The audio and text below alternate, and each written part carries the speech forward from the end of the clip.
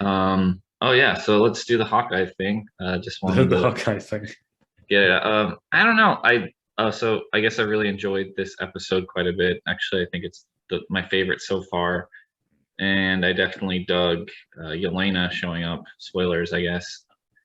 Yes. I think 40 minutes in or so, and I guess the entire internet was cock blocked a little bit with Kingpin not getting introduced.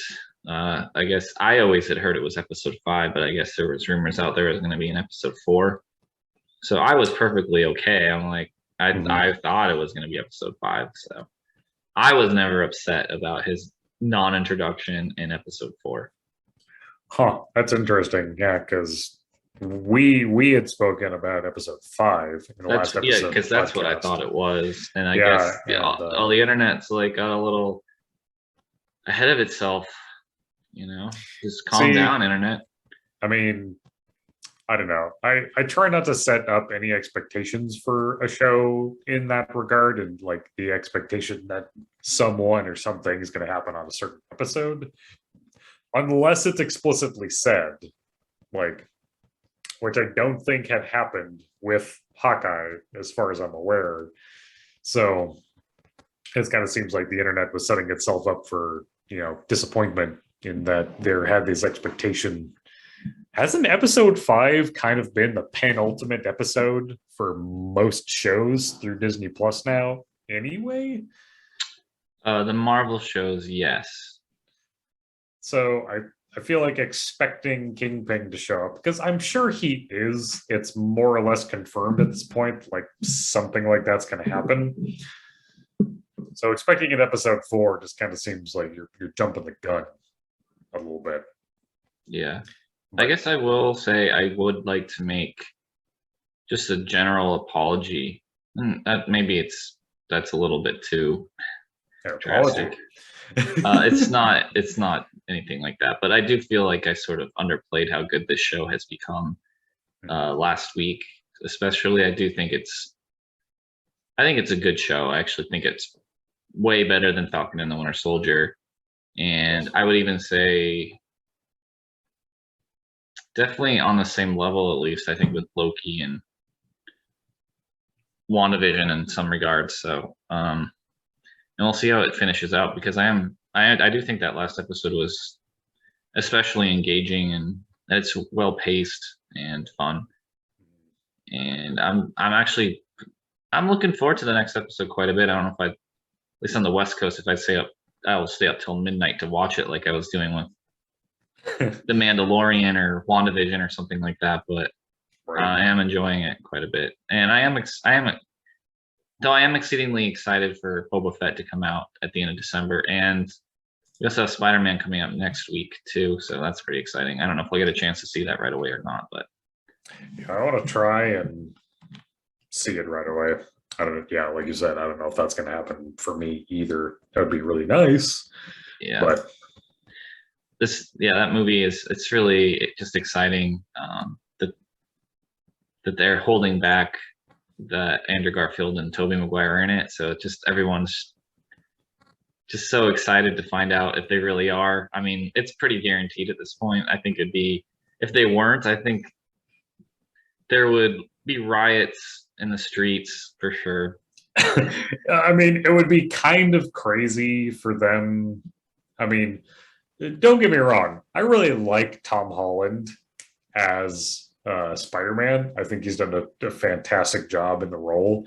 I think he does a good job of balancing the Peter Parker, because that's always the comparison, right? Is that like Tobey Maguire was a great Peter Parker, but not so much of a Spider-Man, versus Andrew Garfield. I think he was a really good Spider-Man, but not necessarily a very good Peter Parker. And I think Tom Holland kind of does like a good job of balancing both the roles in a meaningful way. Um, but like, could Tom Holland as Spider-Man slash Peter Parker handle the likes of Doc Ock and the Lizard and Green Goblin? Like Green Goblin, especially like Willem Dafoe. Like, I feel like Tom Holland's just not even on that same level acting wise.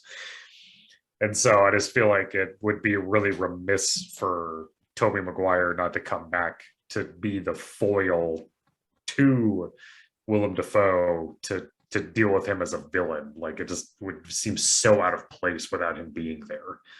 Well, I don't know. Maybe Tom Holland could defeat Green Goblin on his own, but I don't know if he could defeat all of those previous enemies without some sort of aid.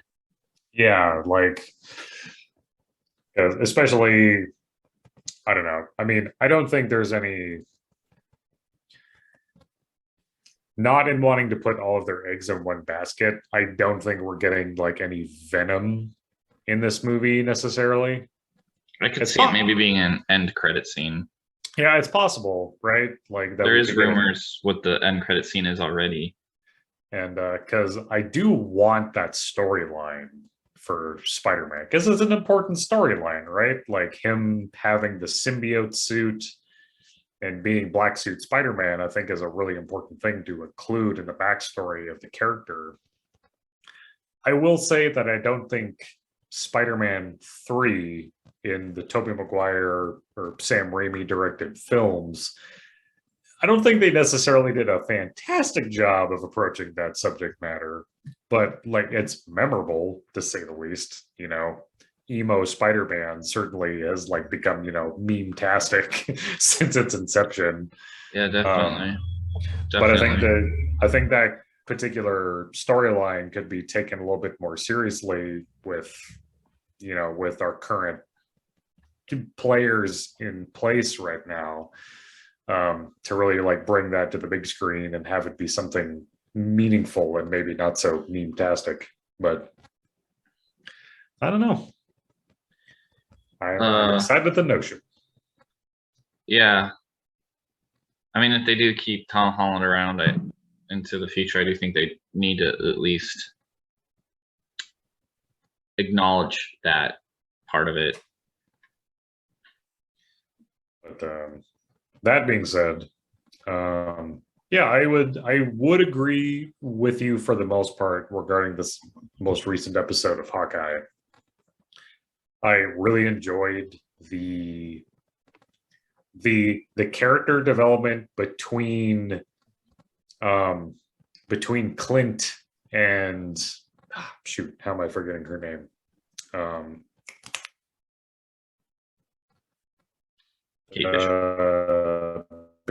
Kate Bishop, thank you. Yeah, between Kate Bishop and Clint, like that emotional development between the characters actually making them like have moments with one another to enjoy one another's company and to to develop that relationship a little bit.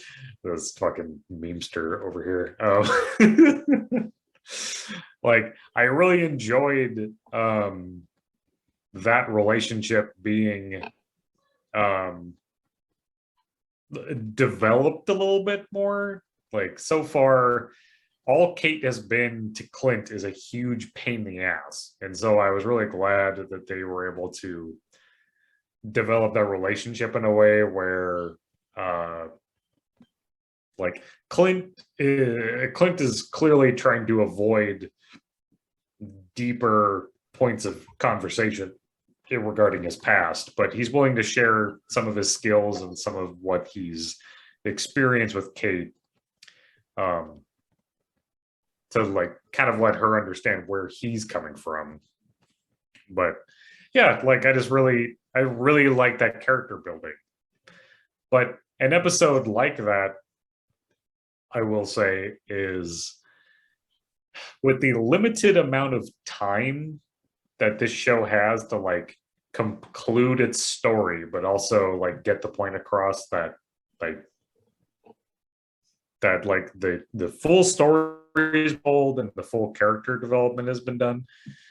I feel like we're running out of episodes to do that, and we had this most recent episode be really heavily focused on just the relationship between Clint and Kate. And I really like the episode, but I just feel like that they're running out of time to tell this story properly. And it's kind of the same problem I felt with like Falcon the Winter Soldier. It just feels a little rushed. The memes are getting ridiculous. The tracking on this one is fantastic. They really did a good job of editing that together. Jesus Christ. Okay, I'm gonna stop sharing. We'll get back to the important things. But yeah, that's kind of where I'm at, like with Hawkeye, is that I like the type of episodes that we just got served with episode 4, but I do feel like they're burning daylight in terms of like getting the story told without it feeling rushed with episodes like this where it doesn't really feel like much happened. Yeah, and I would agree with you. I think I would wish there was maybe even 8 episodes in this season. I do feel like I'm enjoying it well enough that I wish it would continue on further than 2 more. I feel like it's already over. Yeah, I mean, like we have 2 more episodes. Like, how much are they going to cover? This most recent episode too was even short by standards so far. Like Disney Plus has minutes. Those really long credits. Yes, yeah. I hadn't really pointed that out, but every time it happens, my wife is like, "Oh, here, start the credits," and it's like 5 minutes worth of credits, which.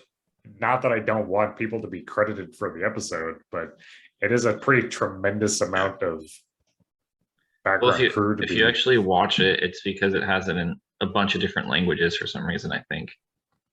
Yeah, I mean, I think they're accounting for all the different languages, I'm sure, that are being translated.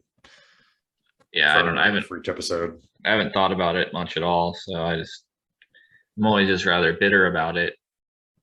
I mean, other shows don't do, like other streaming services don't do that. Why does Disney do that? Well, I mean, maybe it shouldn't be why Disney's doing that. Maybe it should be more why aren't other streaming services doing that? Like, I think to some degree, I think they are artificially padding the length of the episode to some degree. But at the same time, I do want everyone who was a part of building this episode to be included. Well, do you watch the credits? Not really, no. But for people for whom that matters, I think that should be something they have available to them. I don't know. I almost feel like they should have it as something separate if they want to do it that way, I'm just saying, I'm playing devil's advocate here. Sure. Yeah, no, I mean, I don't necessarily disagree. I mean, you're kind of stuck between a rock and a hard place because back in the old days, they used to run the credits at the beginning of the movie versus the end. And so you'd get the entire run of credits and then the movie would start.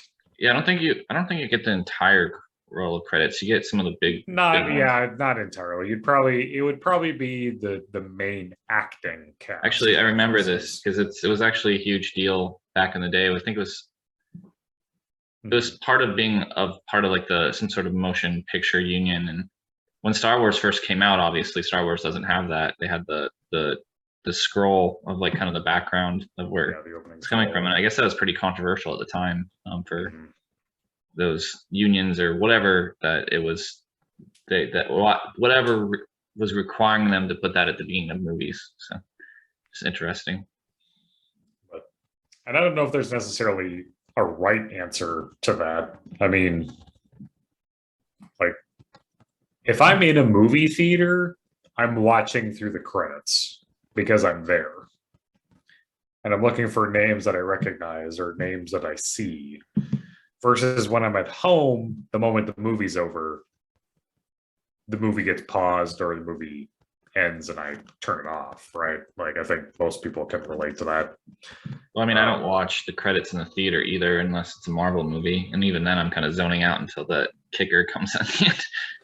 I don't know. Like, when I'm in the theater, I tend to pay more attention to the credits. And maybe that's just something that's become a bit of a habit because of Marvel, because of the after credit sequences. Not every movie has after credit sequences, but I do find myself looking at the end of the movie. I'll bring my phone out and I'll look up whether or not there's after credits sequences or scenes to make note of for this particular movie. And most of the time, the answer is no. But if there is something, I'll probably see it by that point or something. Yeah, I think it works for Marvel. I don't know if other movies did it.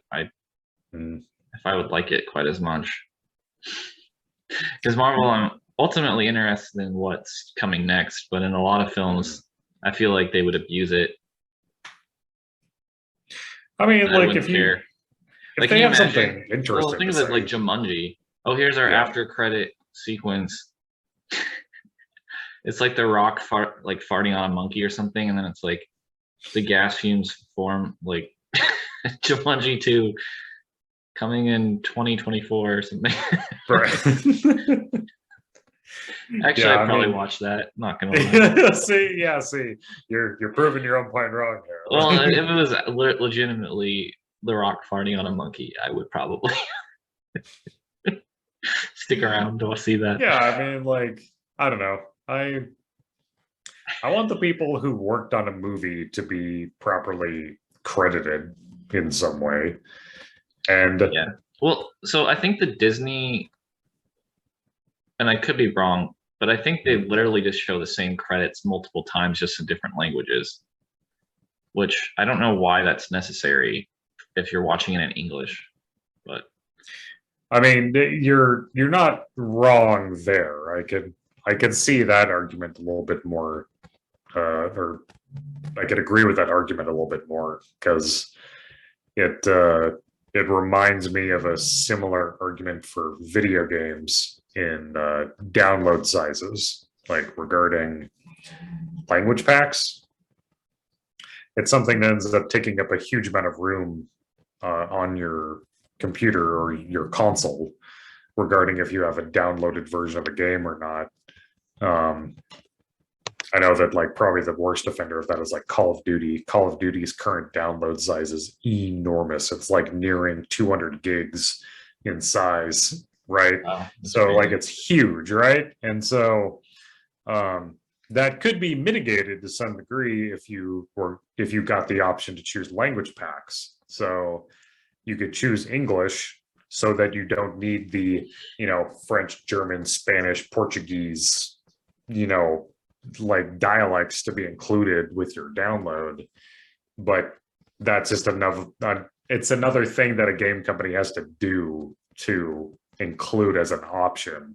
So I think a lot of companies don't do that. They just have one download, you get all the languages, deal with it.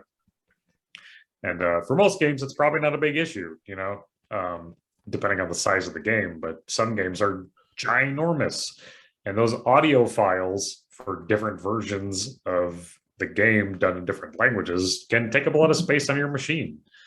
And so if you could designate English as your language, you don't need the other ones. Like if you're watching Netflix or Disney Plus or whatever from North America, unless you've chosen a particular language pack, then it should probably be just defaulting to English, right? I know it's I mean, I don't mind the option to select the different languages because ultimately it's not taking up any more space on my computer if I'm just streaming. It's really the credits. But again, it's not a huge deal. I don't understand why they need to do it. And I think you're right. Maybe it is just to pad the time. I have no idea. But I mean, Disney Plus, as far as I'm aware, is the only one that does that. I'm not 100% sure what the reasoning is. Yeah, I mean, I don't know. I should look into it. We can probably find out in like 2 seconds, but it's like look it up right now. So. Yeah, but what's the fun in that? Speculation. Right? No, like I feel like it's padding screen time because if you're going to make comparisons, off the top of my head, this isn't exact minutes by any stretch, but episode 3 of Hawkeye was 40 minutes plus in its runtime. And I think with credits included, it was probably in like that 45 to 47 minute mark. Versus this most recent episode 4, you're looking at like 35 minutes of episode with 40 to 42 minutes with credits included. And that, I think that's a pretty significant amount of episode missing, or a bit of a difference, to where like more story could be told, or more dialogue could have been included, or another action sequence, something. And 6 episodes for a season is really short. Yeah, I don't know. I'm kind of hoping it gets to season 2. I don't know if Jeremy Renner would want to do it. I also, I know there's been some talk. I heard this specifically from Grace Randolph, where maybe the Thunderbolts, or whatever team that Julia Dreyfus is setting up, who the leader of that team might be. I guess in the past it has been Hawkeye, so maybe that they could use him in that role, and that perhaps maybe that's why Valentina, or whatever Julia is playing, that maybe that's why she sent what's her name, Yelena, after Hawkeye to begin with, was to somehow draw him in to be the leader of that team. Sure. So I don't know. It's all just speculation, essentially, which is part of the fun of these shows. So why not engage with it? But I do kind of feel like I don't want Jeremy Renner to leave quite yet. I feel like I'm just kind of getting to know him. Yeah, I think that in the time that we've seen Hawkeye in all of the movies, like, how much character development have we had with him outside of him being kind of the dad figure, right?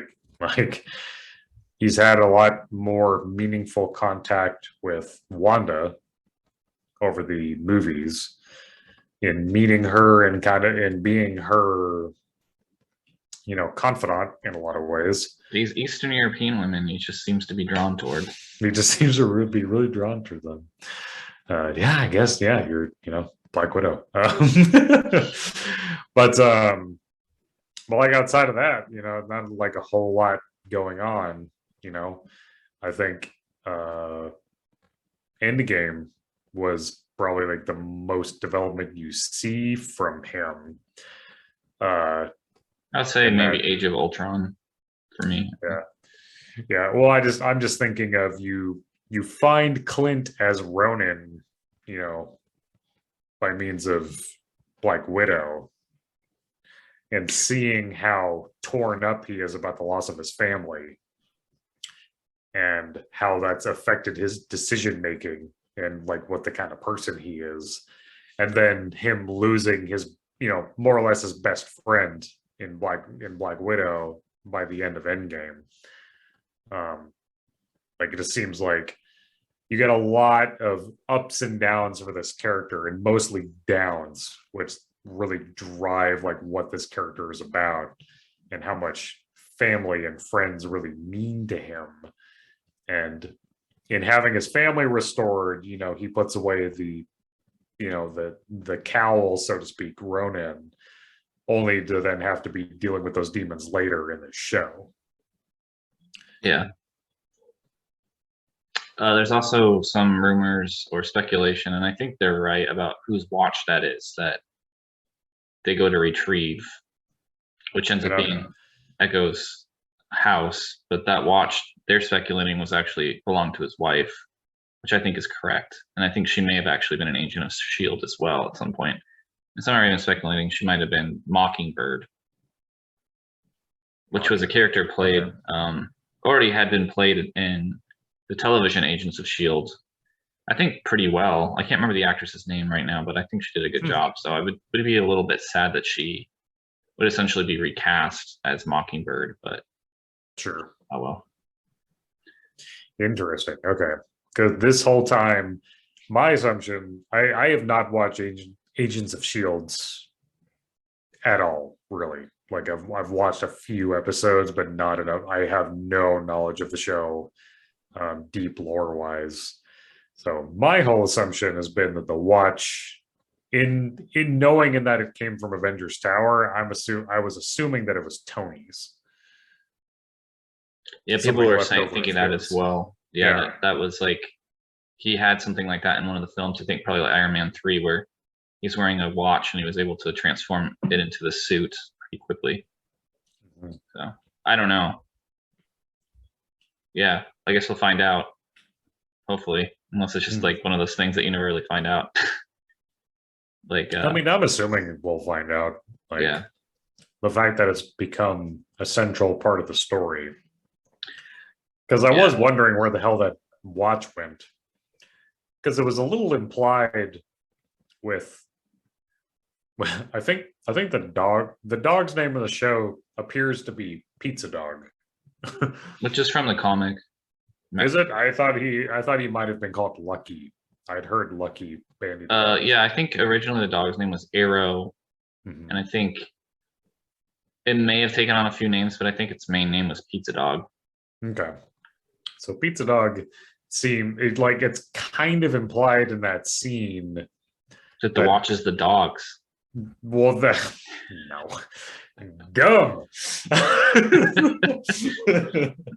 that like Pizza Dog might have like taken the watch or it got like attached to his person in some way, right? You know, because like the gangster whatever low time crook finds it, and then Pizza Dog has this interaction with that guy, and then Kate shows up in the Ronin suit, and then they go running off together.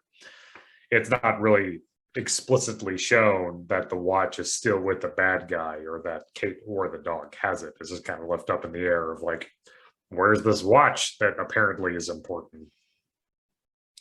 Yeah, I assume we will find out.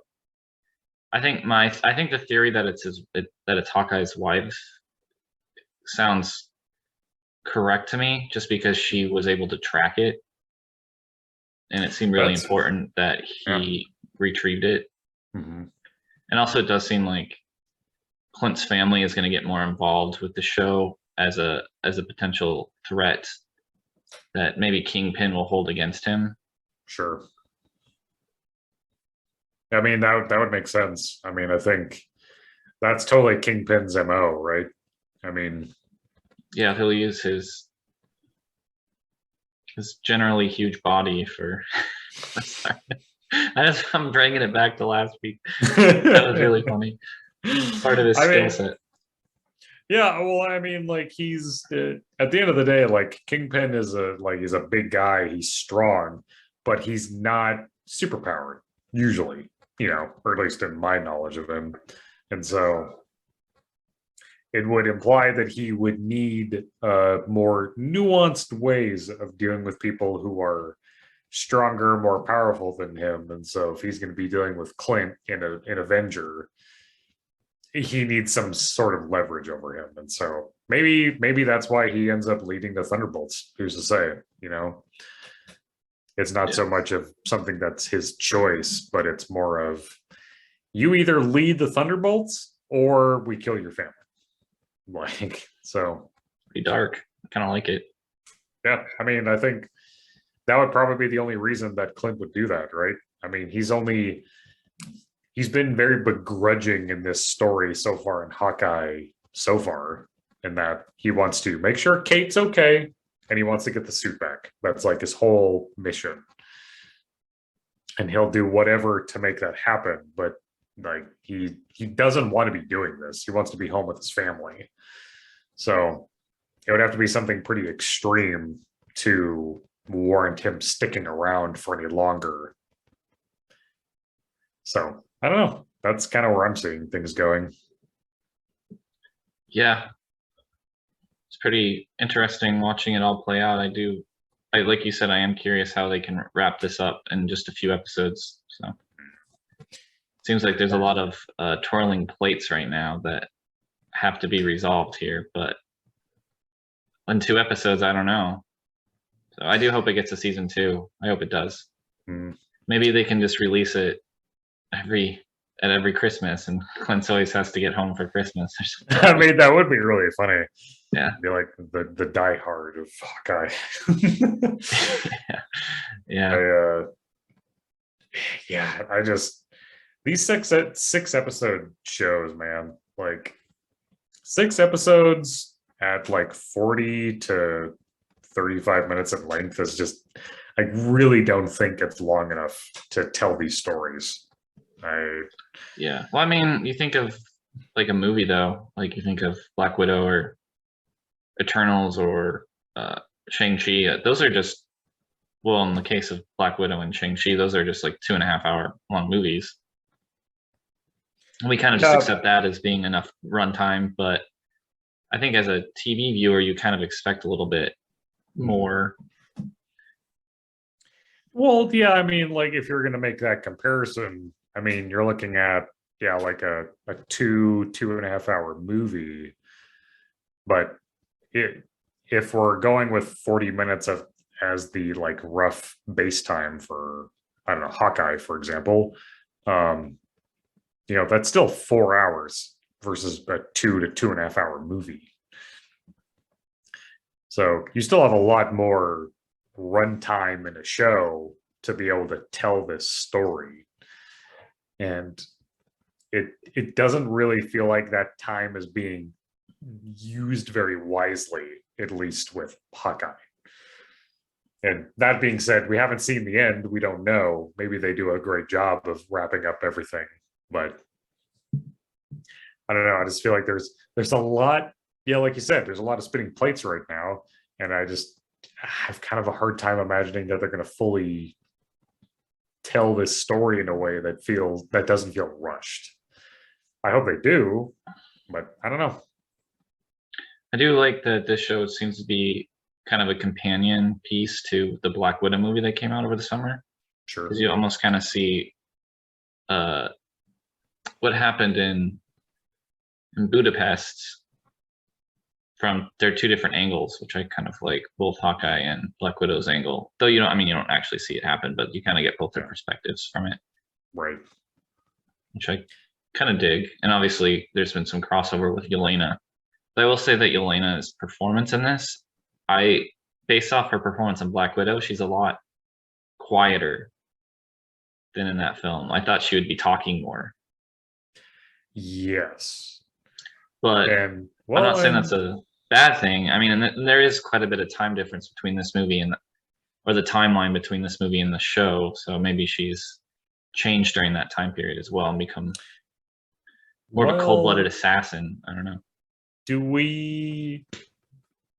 I guess I haven't thought about this, but do we have much of a timeline in terms of when Hawkeye is taking place versus when the end of, I mean, I guess the Black Widow movie takes place after Civil War.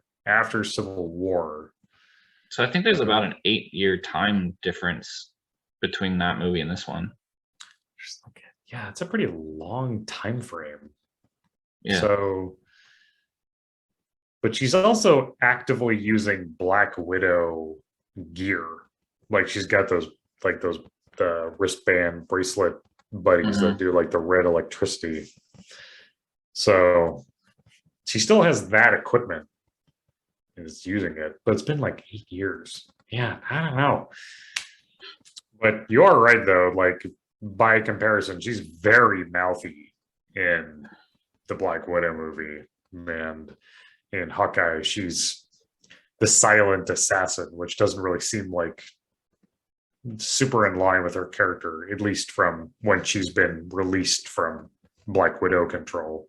The other thing I kind of dug too about the ending, and it's something that I think The Mandalorian did really well too in its season 2 finale, Sure. is really involve a lot of female characters without it coming across as really transparently like feminist or kind of like, sure. At the end of both Infinity War and Endgame, there's this scene where like it's only all women for a scene, and it's very transparent. It's actually to me a little cringeworthy, but just having those 3 women in Hawkeye, like if you didn't even think about it, you wouldn't even think that it was, it's Mhm. 3 women who were badasses, but Yeah, it's the fact that they draw attention to it in Infinity War and in Endgame. Like in Endgame, they really they lean into that really hard. And like, look, it's all the women. Like, I'm sorry, but like Gwyneth Paltrow does not fit in with like a feminist narrative like in a movie. Like she barely remembers being in these movies to begin with. Have you seen some of her commentary on Hawkeye? I say commentary. She doesn't have any commentary. yeah, and I did like because that kind of crap shows up in my Facebook feed, and it's kind of weird because I really don't care. And like I don't fault Gwyneth Paltrow for not knowing. It's like she's not a fan. She's just doing a job, so I don't really. I don't know. It doesn't bug me that she doesn't know what's going on. I mean, in I don't know. It just seems to me like to be a little tone deaf, to not like to be a part, to still be an active member of that universe in some capacity, and to like, what's Hawkeye? Like for her to not know at all, like what's Hawkeye? That's not a question that says, oh, who's Hawkeye would have been even more perturbing. But like, She doesn't. I mean, does she even act that much anymore? I don't even know. She's probably more involved with her products or something. I don't know. Her shitty health brand that means nothing to anyone's health and well-being. Yeah, no, it's all over Reddit.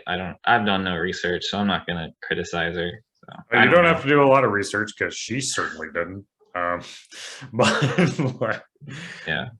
But that's a whole different conversation. But well, I think overall, those are my thoughts in episode 4. We talked about it a lot more than I was even expecting to. So